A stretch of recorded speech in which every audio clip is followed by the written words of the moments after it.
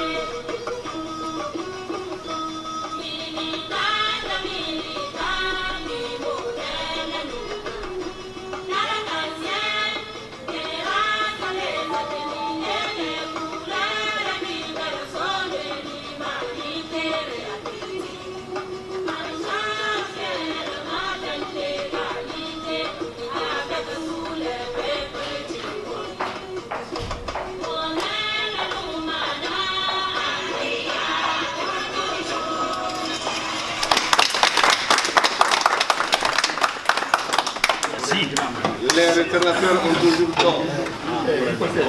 Exécutif fédéral de la coordination Modem FA Lumana, Africa des États-Unis d'Amérique. Madame, Mesdemoiselles et Messieurs, militantes et militants, sympathisants et sympathisantes du mouvement démocratique nigérien pour une fédération africaine Lumana, il vous souviendra depuis que l'annonce de la date mémorable du retour au Niger, après un an d'exil forcé en France, de l'honorable député Ama Amadou, président et candidat du parti politique Modem FA Lumana Africa, aux élections présidentielles prévues de se tenir au mois de février 2016, les harcèlements dont sont victimes les présidents, les dirigeants et les militantes et militants de notre parti de la part des autorités du régime de la 7e République est monstrueux et sans précédent dans l'histoire politique de notre cher pays.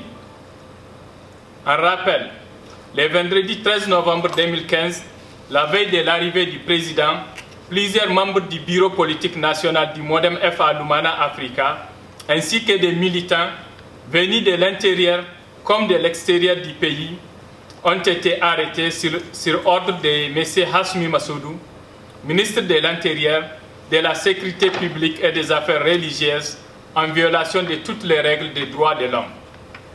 Toujours sur ordre de cet individu malsain, dès 4 heures du matin le lendemain, toutes les routes d'accès à Niamey ont été bloquées et un dispositif sécuritaire exceptionnel d'officiers de police a été mobilisé pour occuper les sièges du parti et quadriller l'aéroport international Diori Hamani afin d'empêcher la mobilisation des militants venus de partout accueillir leur président.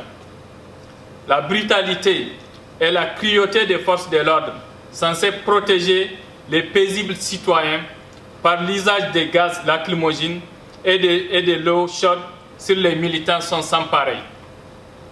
Et pour couronner ces déploiements de forces inutiles, dans la soirée, l'honorable député Ama Amadou fut arrêté à sa descente de l'avion sur les tarmacs de l'aéroport, malgré toutes les dispositions légales prises par le bureau politique national et les avocats de notre parti politique, qui ont pris le soin d'informer les autorités, les chancelleries internationales dans notre pays, ainsi que l'opinion publique du jour et de l'heure d'arrivée, du numéro de vol d'Air France et même du parcours du convoi du président du parti, MODEM FA Lumana Africa, de l'aéroport à chez lui.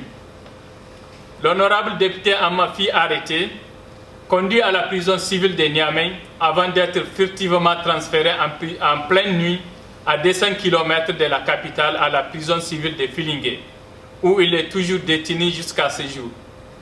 Plus de 3 semaines sans aucun jugement. Comme il fallait s'y attendre, ce comportement gratuit se solda par un bilan officiel lourd d'un adolescent mort, plusieurs blessés et arrestations, sans compter une mauvaise utilisation des maigres ressources du pays. Même l'agent aéroportier qui a fait usage de son téléphone portable pour filmer l'événement est suspendu de ses fonctions et mis sous les verrous. Toutes ces forces publiques auraient pu être déployées dans la région est du pays où sévit le terrorisme du groupe Boko Haram pour protéger les populations innocentes de Difa qui en meurent chaque jour, mais hélas, les tenants de la 7e République n'apprennent aucune de leurs leçons. Nous saluons ici les forces de défense et de sécurité du Niger pour leur sens du devoir et leur sacrifice ultime face à ce terrorisme sans foi ni loi qui assaille nos vulnérables populations innocentes.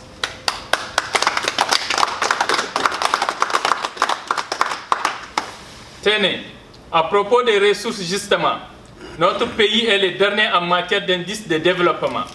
Cela n'empêche pourtant pas des hommes d'affaires proches du régime et même des députés de la mouvance présidentielle d'être arrêtés en partance pour d'autres pays avec des devises de valeur de milliards de nos francs par les agents de douane en service à l'aéroport, malgré l'interdiction formelle par décret présidentiel de ne pas sortir du pays avec plus de 2 millions de francs CFA. Mais nos autorités n'en ont que cure. Après un premier scandale en août 2015, où les montants saisis furent remis aux trafiquants sur ordre du ministre des Finances, voici qu'un autre député commet la même imprudence 2 mois après, en voulant sortir avec plus de 50 millions de francs CFA. Le comble d'ironie, c'est l'agent de douane qui découvre les pots aux roses qui écope d'une suspension et d'un transfert en lieu et place des remerciements pour services rendus à la nation nigérienne. Comme si cela ne suffisait pas, pour rendre les citoyens fous furieux, la malveillance, la méchanceté, le mépris et la haine des tenants du pouvoir pour les partis politiques adverses prirent des allures des guerres ouvertes à l'opposition politique nigérienne tout entière comme aux médias privés du Niger. En effet, sous l'effet d'alcool et peut-être même de la drogue, en état d'ivresse lamentable, des provocations inutiles aux mensonges abjects dans les journaux et sur les ondes de radio et télévision nationales comme internationales, nos apprentis socialistes piétinent les règles les plus élémentaires de la démocratie et de justice inscrites dans la constitution de notre pays, incitant ces faisans de la désobéissance civile et au soulèvement populaire. En divisant les partis politiques, en interdisant à des partis politiques de présenter des candidats aux élections présidentielles aux échéances prochaines, en excluant des fondateurs des partis politiques de leur propre structure, en gazant, confisquant les outils de travail et en emprisonnant des journalistes dans leur fonction d'information des masses, ainsi que nos mères, nos sœurs, nos femmes et nos filles exerçant leur droit de manifester pacifiquement de leur mécontentement en appelant leur port du hijab un simple fait de mode. En voyant partout des complots contre eux de la part de tous citoyens qui refusent la pensée unique, en jetant les discrédits et l'opprobre sur la justice et notre armée nationale, et tant d'autres tergiversations et impunités sur fond de corruption jamais égalées dans notre pays. Les régimes ne semblent pas mesurer, à plus forte raison, s'inquiéter de la portée des discours et des actes de certains de ses représentants. En vertu de tout ce qui précède, nous, militantes et militants, sympathisantes et sympathisants du modem FA Lumana Africa aux États-Unis d'Amérique, 1. Présentons nos sincères condoléances attristées à la famille, aux parents, aux amis et aux connaissances du frère disparu. Que son âme repose en paix. Amen. 2. Présentons toutes nos excuses aux victimes collatéraux et souhaitons un très bon rétablissement aux blessés de la bavure policière pour leur engagement militant. La lutte continue. Exigeons la libération immédiate et sans condition du président de notre parti, l'honorable Amma Amadou, le président régional de Niamey, M. Soumana Sanda, et les autres camarades détenus à la prison. 4. Dénonçons la mauvaise organisation du recensement général de la population, aussi bien au Niger qu'à l'extérieur, afin de fraude électorale et exigeons la tenue des élections libres, transparentes et inclusives pour toute la classe politique nationale. 5. Condamnons avec toute notre énergie les actes et les déclarations intempestives des autorités de la 7e République ainsi que de certains individus tendant à engager notre paisible pays sur les chantiers de la guerre civile. Dénonçons le silence complice du président de la République et lui rappelons son serment coranique devant Dieu et le peuple nigérien. De même que son statut de président de tous les Nigériens égaux devant la loi, encourageant la justice à dire les droits et rien que les droits pour un apaisement du climat social. 8. Encourageons tous les patriotes sincères et pris de justice et de paix à rester sereins et à répondre aux mots d'ordre de leurs structures respectives. 8. Apportons notre soutien ferme et indéfectible au bureau politique national du modem FA Lumana Africa, à l'ARDR et au FPR. Vive le modem FA Lumana Africa, vive la démocratie pluraliste, vive l'opposition politique nigérienne réunie au sein de l'ARDR et FPR, vive le Niger, fait à New York le 6 décembre 2015. Je vous remercie.